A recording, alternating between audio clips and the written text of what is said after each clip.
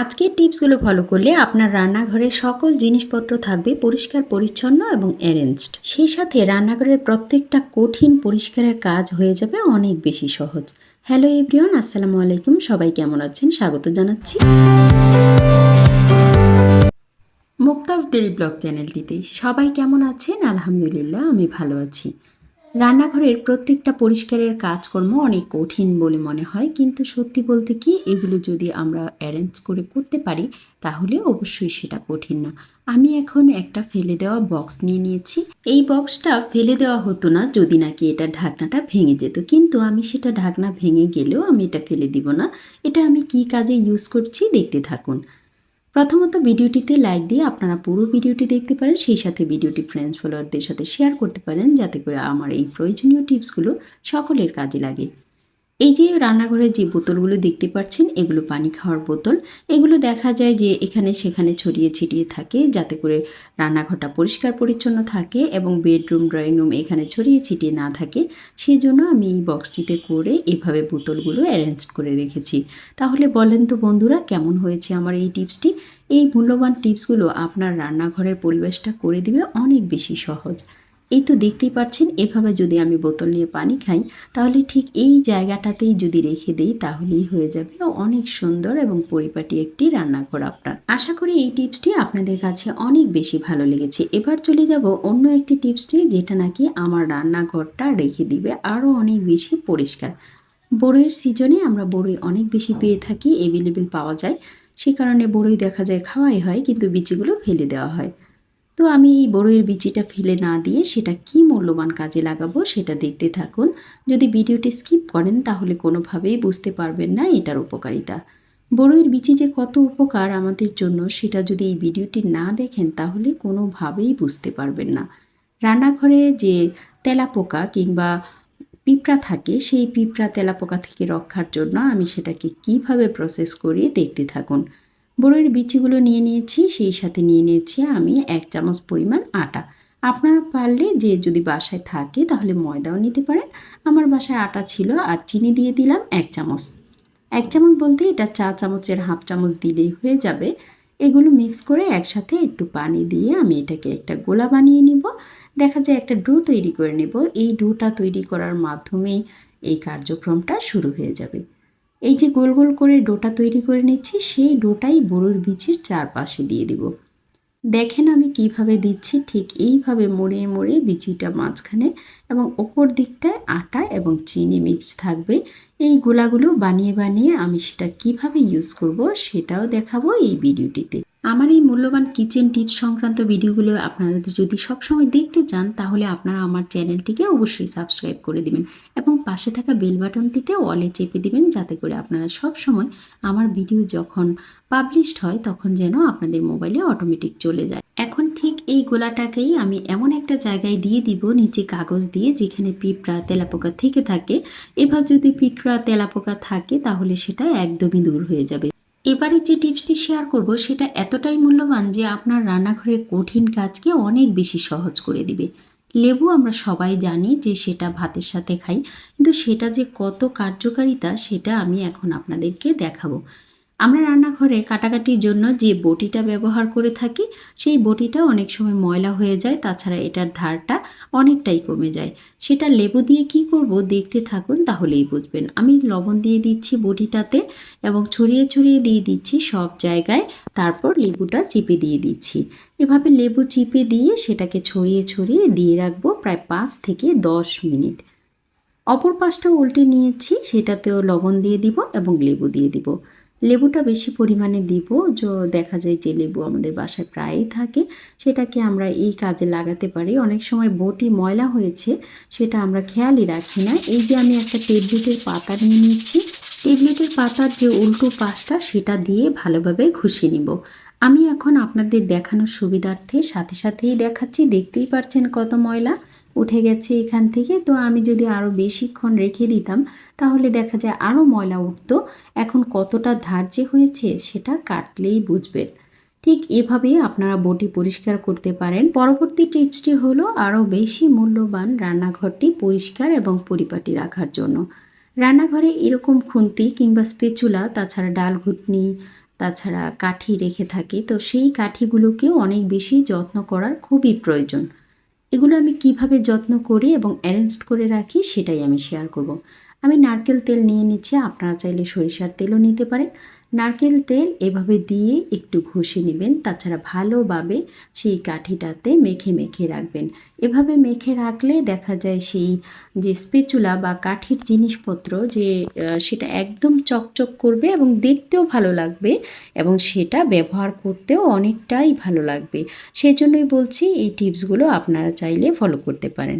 যাদের টিপসগুলো ভালো লাগবে না তারা চাইলে নাও ফলো করতে পারেন। আমি জানি আমার চাইতে আরও অনেক বেশি মূল্যবান টিপস আপনারা জানেন, কিন্তু যারা নাকি এই টিপসগুলো জানেন না তাদের জন্য অনেকটাই উপকৃত হবে। এখন আমি তেজপাতার একটি টিপস শেয়ার করব। আপনারা হয়তো ভাবছেন তেজপাতা দেখি যে আমি ডাল কিংবা চাল সংরক্ষণের একটা টিপস দিব, আসলে এখন সেটা দিব না। তো কোন টিপসটি শেয়ার করছি তেজপাতা নিয়ে সেটাই আপনাদের সাথে বলবো। রান্নাঘরের অনেক প্রয়োজনীয় জিনিসপত্র থেকেই অনেক উপকারী জিনিস তৈরি করা যায়, সেটাই তেজপাতা একটা প্রমাণ। এই তেজপাতা যদি গুঁড়ো করে নেওয়া যায় তাহলে সেই গুঁড়োর সাথে যদি একটু নারকেল তেল ব্যবহার করা যায় তাহলে খুশকি তো একদম থাকবেই না, সেই সাথে আমাদের চুলের গোড়ায় যে সংক্রমণ হয়ে থাকে সেটাও কিন্তু অনেকটা দূর করে ফেলবে। তাছাড়া তেজপাতা ভিজিয়ে রেখে যদি সেটার পানি দিয়ে চুলটা ধোয়া যায় সেটা অনেকটাই সিল্কে হবে। আশা করি তেজপাতার গুণাগুণটা আপনারা অলরেডি জেনে গেছেন এবং সেইভাবেই আপনারা পারলে ইউজ করবেন। এখন যে টিপসটি আমি শেয়ার করব সেই টিপসটিও অতি মূল্যবান, যেটা নাকি পরিষ্কার পরিচ্ছন্নতার কাজে অনেকটাই সাহায্য করবে। দাঁত মাজার জন্য সকলের বাসায় এরকম পেস্টের কৌটা থাকে, সেটা এক সময় না এক সময় খালি হয়ে যায়। তো এক্ষেত্রে দেখা যায় যে খালি পেস্টের যে খোলসটা সেটা আমরা ফেলে দেই। তো সেটা ফেলে না দিয়ে আমি কি তৈরি করছি আপনারা ভিডিওটি দেখতে থাকুন, তাহলেই বুঝতে পারবেন এটা যে কত উপকারী। আমার চ্যানেলটি এখনও পর্যন্ত যারা যারা সাবস্ক্রাইব করেননি আপনারা চাইলে সাবস্ক্রাইব করতে পারেন। তাছাড়া লাইক দিয়ে পুরো ভিডিওটি জুড়ে থাকতে পারেন। লাইক এবং কমেন্টের মাধ্যমে অনেকটাই আমি এগিয়ে যেতে পারি আপনাদের ভালোবাসায়। পুরনো গৃহিণী যারা আছে তারা হয়তো এই টিপসগুলো অনেক আগেই জেনে থাকবে, কিন্তু নতুন গৃহিণীদের ক্ষেত্রে আমার মনে হয় এই টিপসগুলো অনেকটাই কাজে দিবে তাদের রান্নাঘর পরিষ্কার পরিচ্ছন্ন কিংবা পরিপাটি রাখার জন্য। পেস্টের যে খোলসটা সেটা কাটার পর দেখতেই পাচ্ছেন কতগুলো পেস্ট এটার ভেতরে রয়ে গেছে, সেগুলো আমি কিভাবে কাজে লাগাই সেটাও আমার পুরো ভিডিওটি জুড়ে থাকবে। আশা করি ভিডিওটির সাথেই থাকবেন। দেখতেই পাচ্ছেন এটা কাটার পর এটার ভেতরে কতগুলো করে রয়ে গেছে। এখন সেগুলো আমি কি কাজে লাগাই দেখুন। রান্নাঘরের বেসিন কিংবা বেসিনের কল প্রায়ই আমরা পরিষ্কার করে থাকি, কিন্তু চকচকে একটা ভাব যেটা সেটা একদমই থাকে না। তো সেটা কিভাবে আনি আপনারা দেখুন। এখন যে এই যে কলটা দেখতে পাচ্ছেন রান্নাঘরে কিংবা বাথরুমের কলও যদি আপনাদের এরকম এসএসের হয়ে থাকে তাহলে সেটাও ক্লিন করতে অনেকটা সাহায্য করবে। পেস্টের যে খোলসটা সেটার ভেতরের পেস্টটুকু শুধু নিয়ে নিচ্ছি এবং নিয়ে পুরো কলটাতে সেটা মেখে দিচ্ছি।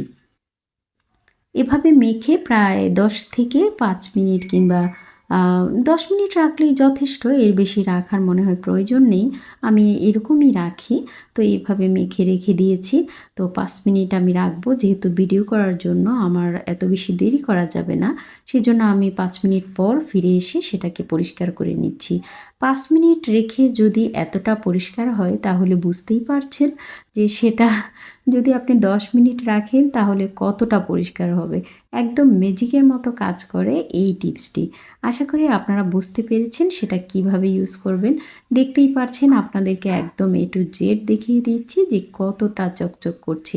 পূর্বেও দেখেছেন কলটি, এবং যদি না দেখে থাকেন ভিডিওটি টেনে দেখতে পারেন যে প্রথম অবস্থায় কেমন ছিল আর এখন সেটা কতটা চকচক করছে। চাইলে আপনারা বাথরুমের এটাও এভাবে ইউজ করতে পারেন কলটিতে। এখন বেসিনের যে চারপাশে কালো কালো দাগ হয়ে থাকে কিংবা বেসিনও অনেক সময় চকচকে থাকে না, তো অনেক পদ্ধতিতেই তো দেখিয়েছি। তো এবার আমি পেস্ট আর যে খাবারের সোডা, বেকিং সোডা, সেটা মিক্সড করে ওই আশেপাশের যে কালো দাগগুলো সেটাতে আমি দিয়ে দিচ্ছি। এভাবে দেওয়ার পর দেখা যায় একটুক্ষণ রাখার পর, যদি ধরেন 5 থেকে 10 মিনিট রাখার পর সেগুলো এই ব্রাশটা দিয়ে আপনি ঘষে নিতে পারেন, তাহলে সেটা অনেকটাই ক্লিন হয়ে যাবে। অনেকটা বলতে সেটা একদম চকচক করবে, সেটা দেখেই বুঝতে পারছেন। এখন পুরো বেসিনটা আমি ঘষে নিচ্ছি এবং মেজে নিচ্ছি। এটা ততটা ঘষতে হয় না, যেহেতু পেস্ট দেওয়া আছে কিংবা বেকিং সোডা দেওয়া আছে। এটা একটু ঘষা দিলেই দেখা যায় একদম ক্লিন হয়ে যাবে। আপনারা তো দেখতেই পাচ্ছেন পুরো ভিডিওটিতে কত সুন্দরভাবে সেটা ক্লিন হয়ে যাচ্ছে। সত্যি বলতে কি, সুন্দর এবং পরিষ্কার পরিপাটি সবাই চায়, কিন্তু তার পিছনে একটু শ্রম দিতে হয়, সেটাই হলো সবচেয়ে বড় কথা। তো দেখতেই অনেক ভালো লাগে পরিষ্কার পরিপাটি থাকলে।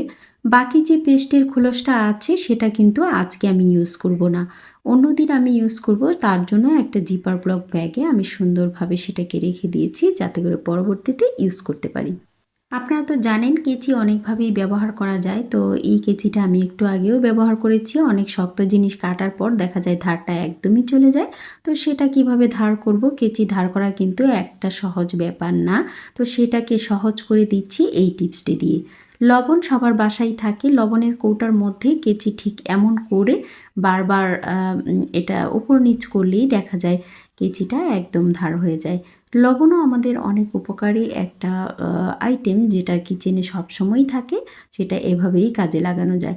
এখন আমি কেচিটাকে ভালোভাবে মুছে নিব। মুছে নেওয়ার পর আমি দেখিয়ে দিচ্ছি এটা কতটা ধার হয়েছে একটা কাগজ কাটার মাধ্যমে, এবং সেটা মোটা কাগজ। তো দেখতেই পাচ্ছেন মুহূর্তের মধ্যে কতটা ধার হয়ে গেছে।